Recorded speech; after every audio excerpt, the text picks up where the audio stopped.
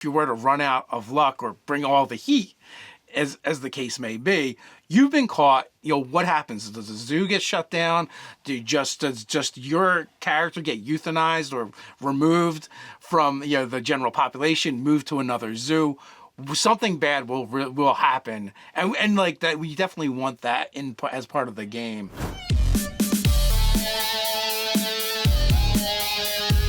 I'm Nerdarchy Ted. I'm Nerdarchy Dave. Welcome to Nerdarchy, for nerds, by nerds. All right, so it looks like we're back with the Zoo Mafia, the next design diary. Yeah, we're back in the zoo. Hey, if this is the first Zoo Mafia video you've caught, this is number 4.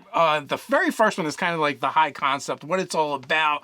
You can check that out. We'll put a link up here in one of the cards so that you can check it out and take a look at it. But essentially, ultimately, we want to take cute, awesome zoo animals and have them go wild and do crime. Have them go wild and do crime. The setting is like 1920s, 1930s, at least for the animals. I don't know about the wider world at large, but we just want like otters using Tommy guns and penguins with straight razors, right? So the concept is crime, cute and cuddly, but also a little bit on the brutal side. Absolutely. So we are doing these design diaries to kind of see whether you out there, the loving audience, to see whether you have any interest in this game and to try and, kind of workshop what we're going to do with this game live on camera. The other 2 videos we did, we're trying to pick apart rule systems to see, what works with a Zoo Mafia, what doesn't. We're going to continue that thread with this one. For this one, Design Diary number 4, we're going to look at the Powered by the Apocalypse engine and see how well that is going to work with this particular game. We're going to dive into the specifics of Monster of the Week and Dungeon World. Now, if this is something that intrigues you, interests you, and you want more information on it, we're going to put a link down in the description for a email list, and essentially it'll be a newsletter for Zoo Mafia RPG. The only thing you will receive from that newsletter is about the Zoo Mafia. We're not even going to talk about Zoo Mafia in our regular newsletter. You might see over there, a couple times ago, say, join this list if you care about this thing and check it out. But over there, we're going to talk more about more design diaries, maybe written, as opposed to being videos like this one. Links to the videos when we do live plays of the game. We'll put links over there so you can check us out playing the game, all that good stuff. But we're only going to bother you for things that revolve around Zoo Mafia. Including when we release the free playtest rules. You're going to be able to get it through that newsletter. Absolutely. All right, so now we're going to look at what a Powered by the Apocalypse hack would look like. The only games we're really familiar with Powered by Apocalypse are Monster of the Week. That's the one I am the most familiar with, and also you've done some Dungeon World. Yeah, Dungeon World, it was a while ago that I played it, and it only was a handful of sessions. Years ago we ran something on the channel. A friend of ours ran a Dungeon World, and did it right here. But the first time I got exposure to Dungeon World was actually back in 2015 at a convention, and I was blown away at some of the nuance of that particular game. All right, let's talk about the basics first. So dice for Powered by Apocalypse is generally 2d6. This is really easy. Everyone generally has those laying around their house. You wouldn't even need to buy new dice. Yeah, everybody's, that I know has a game of Monopoly or something equivalent, and you've got 2d6 rolling around. So grab them from your favorite board game, and boom, you're set to go. All right, so far, easy peasy. Now let's delve into the mechanics for the game as well. And also, Powered by Apocalypse is a more narrative-driven game, so it tends to be what I would consider rules light, and mechanics light, more driven by narrative. So with Monster of the Week, you're rolling 2d6, and you're going to add whatever appropriate stat modifier that you're going to do. Stat modifiers typically range anywhere from a -1 up to a +3, and you don't even get to start with a +3. So you roll the 2d6 and you're going to add this modifier. Anything that's a 6 or a less is just a fail. A 7 through 9 is a succeed with a consequence. A 10 plus is a success. Yeah, and even the consequence could be really simple. If you're fighting somebody, you both take damage instead of just them taking damage. A fail if you're fighting somebody is you probably take damage. But on the plus side, whenever you fail in Monster of the Week, you get XP. XP sweet. Yeah, that's one of the fantastic elements of the game is you either succeed or get XP. There is no reason not to roll. Now, I guess the other two things we have to talk about are the primary things that kind of power this game, and that is playbooks and moves. So the playbooks, this is essentially going to be your character class.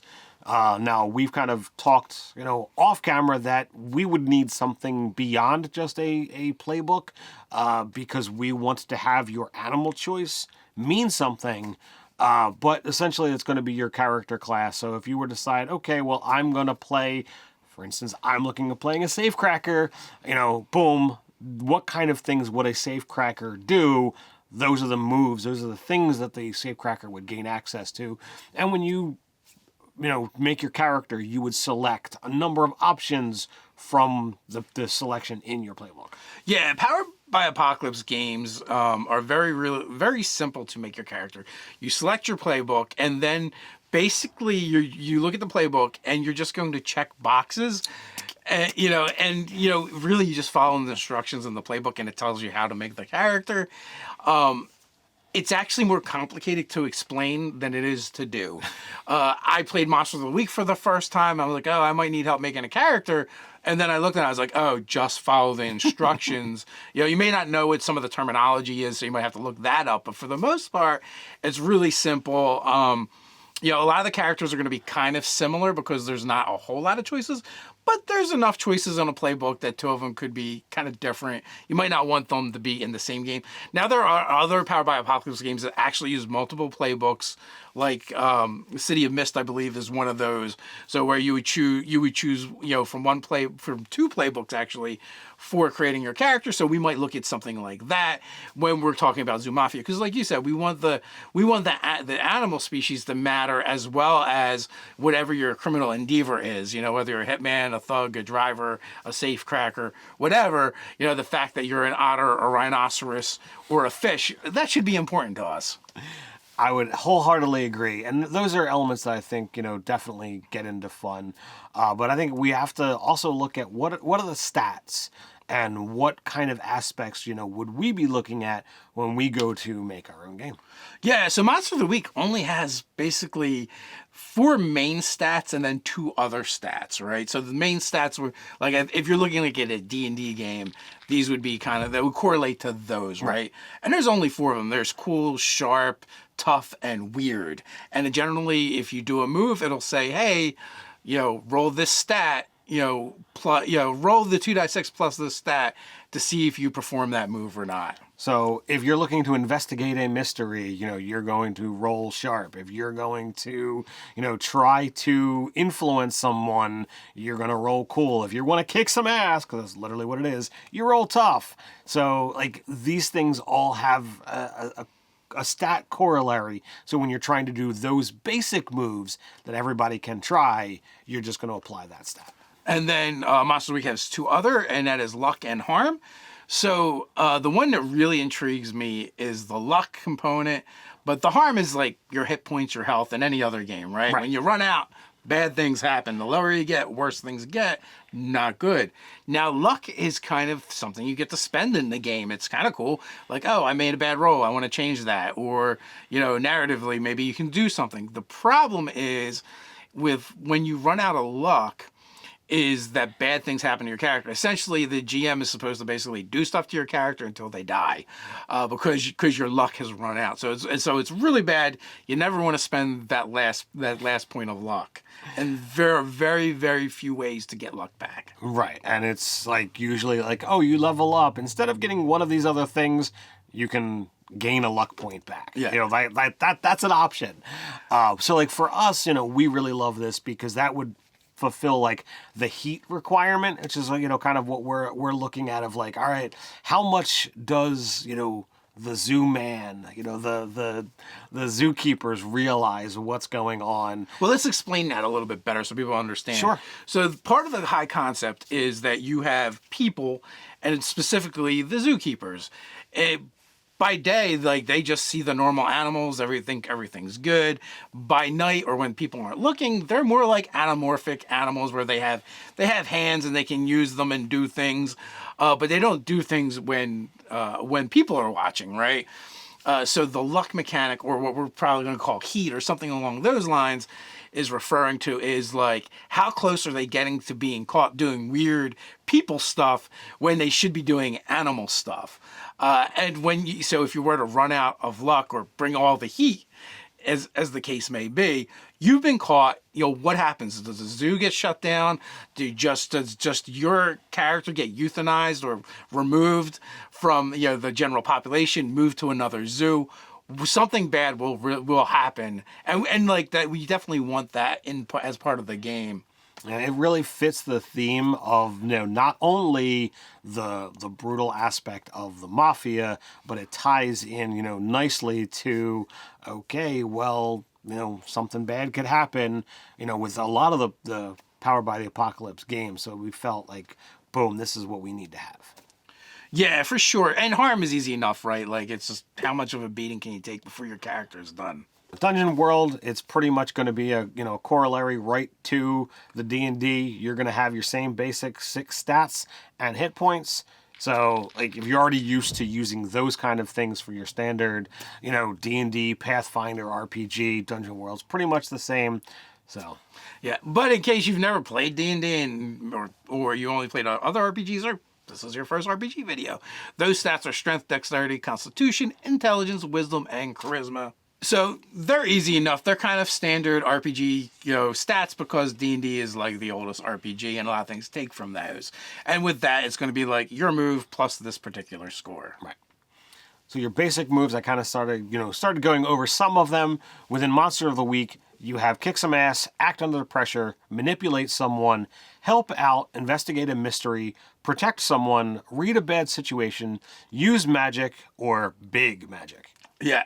So basically, anytime you do one of these things, you're going to just use the stat, roll it, and they're very generic, right? But then, like, the playbooks have your special moves that you can use as well, and not everybody can do those. These are just the ones everybody can use. And of course, we're going to think of ones that have to do with the mafia and kind of theme them in order to do that, which has been a lot of fun because I've been like researching 1930s, 1920s slang specifically for mafias, and apparently there is a ton of slang for guns and killing people. Like, most of it is just that. So like, when I look at things in Monster of the Week of like, oh, we're gonna kick some ass, if that's a stat thing, so like, our basic move, like, I want to see that kind of lingo within, Zoo Mafia. Should we go in this direction? I think that would be a lot of fun to kind of see what options do we really have for moves. Yeah, so the basic moves in Dungeon World are hack and slash, volley, defy danger, defend. You got spout lore, discern realities, parlay, aid or interfere. And like we said, we're just going to have to come up with our correlations for dealing with the mafia, and also obvious things like magic don't exist, right, in the game that we're creating, right? So those are going to come right off the thing. Also, yeah, Slice. the weird stat isn't going to matter for us because we're not doing that. We might replace things with like instinct or a wild score. I know Ted's been kind of like angling towards cute or an adorable score. Not really feeling that, but we'll see where it lands when we get done. So Dungeon World also has equipment, and you use tags, and the armor absorbs damage. So like there's definitely things to look at in that, and we absolutely are going to need equipment. I don't know how much we're going to deal with armor, but we definitely because armor is not really something that Mafia is known for. But I mean, we're definitely going to have everything from the your basic little pow pistol all the way up to a Tommy gun and perhaps bigger. Yeah, so both Monsters of the Week and Dungeon World use equipment, and basically generally the things you do, your moves from your playbooks are going to determine like the core of your damage, right? And then the type of weapon you use might also augment that damage by a little bit, but the tags are going to be more important than anything because it might denote something else, like a forceful weapon might knock someone back or down in addition to doing the damage as well. Equipment is very different in the Powered by Apocalypse system compared to other games like D&D. You mentioned the armor, where the armor, is just absorbs some of the damage. In the game we're looking at, well, we don't think they're going to be wearing armor, right? I don't think, they didn't quite have the, bulletproof vests and Kevlar technology the way they do now. Right. It probably looked much different, a lot more bulkier. So that's an area where we'll have to look at and see, what kind of equipment. Also, like a lot of the equipment in these types of games is a little more arbitrary, right? Like it's like a circumstance will come up in the game, and the GM, might give you an advantage based on what equipment you have or a way you want to use it, right? Like if you're trying to, look for or find traps and you have a 10-foot pole in Dungeon World, they might give you something that's called a forward, just like it's a +1 when you do this specific thing because you thought of a good idea. Right. Advancement's pretty easy. You earn XP. And once you get a total of 5 of them, you have the ability to level up. You can do it between sessions. You can do it right as soon as you have that XP. So it's all of a sudden, it's an epiphany. You gain a new ability or you get a little bit better in some way, shape, or form. Really helpful, really useful. And I've done it in clutch moments. Yeah, you're just going to go right to your playbook and be like, okay, what are my options for advancements? Because it'll tell you. It is that easy. Powered by Apocalypse has a lot of great things to offer. I think, if you want to hack a system and make an RPG. So this is one of the ones we're looking at. The question is, what do you think? Would you play this game as a Powered by Apocalypse game? Do you think this is a terrible fit for this game? Let us know down in the comments below. While you're down there, don't forget to do all those fun things like share, subscribe, even go ahead and click on that notification bell. Quick reminder, Mondays, Wednesdays, and Fridays, we drop new videos here on the channel, so come on back.